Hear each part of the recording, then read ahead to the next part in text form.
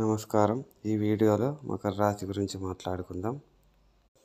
మొదట శరీర స్థానం చూస్తే అక్కడ కుజుడు, గురువు ఉన్నారు. మకర రాశికి శత్రుగ్రహాలు కాబట్టి కొంత శరీరానికి ఇబ్బంది కలగవచ్చు. అంటే రోగాలు లాంటివి కాదు, ఏదన్నా నొప్పులు, అలసట ఇలాంటివి ఉంటాయి. డిసెంబర్ 4 కల్లా ఆ ఇబ్బంది ఉండదు. తరువాత ధనస్థానం చూస్తే అక్కడ రాహు ఉన్నాడు. చాలా గొప్ప విషయము. ఆ గ్రహం ఇంకా సంవత్సర కాలం అక్కడే ఉంటుంది కాబట్టి ధనం ఏదో రూపకంగా వస్తూనే ఉంటుంది. అది ఇదని కాదు, ఏదో ఒక విధంగా. తరువాత బంధువుల స్థానం చూస్తే శని, శుక్రుడు ఉన్నారు. ఇంకా గురువు కూడా ఉన్నాడు. అయినా శని, శుక్రుడు ఉన్నారు మిత్రగ్రహాలు కాబట్టి ఇబ్బంది ఏం లేదు. మీకు సాయం చేయకపోయినా వాళ్ళ వలన ఇబ్బంది అంటూ ఉండదు.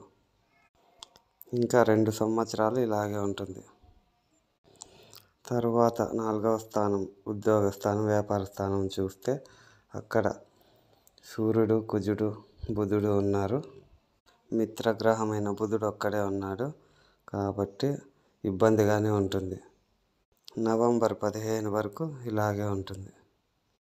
ఆ తర్వాత ఉద్యోగం మంచిగా ఉంటుంది, ఇబ్బందులు లేకుండా. వ్యాపారంలో కూడా లాభాలు వస్తాయి.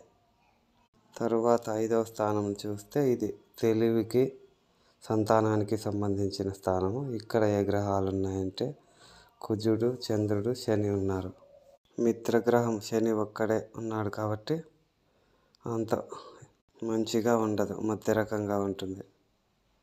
కొత్త విషయాలు తెలుసుకొని వాటి ద్వారా ధనం సంపాదించడం కొంత ఇబ్బందికరంగానే ఉంటుంది. ఒక నెల రోజులు సంతానానికి కూడా ఇబ్బంది, నెల రోజులు. తరువాత 6వ స్థానమైన ఆరోగ్య స్థానం చూస్తే అక్కడ ఏ గ్రహము లేదు. ఏ గ్రహము లేనప్పుడు మధ్య రకంగా ఉంటుంది. వచ్చిపోయే గ్రహాలను బట్టి ఫలితం ఉంటుంది. తరువాత 7వ స్థానమైన కలత్ర స్థానం చూస్తే అంటే పెళ్ళికి సంబంధించిన స్థానము. ఇక్కడ కేతువు, గురుగ్రహాలు ఉన్నాయి.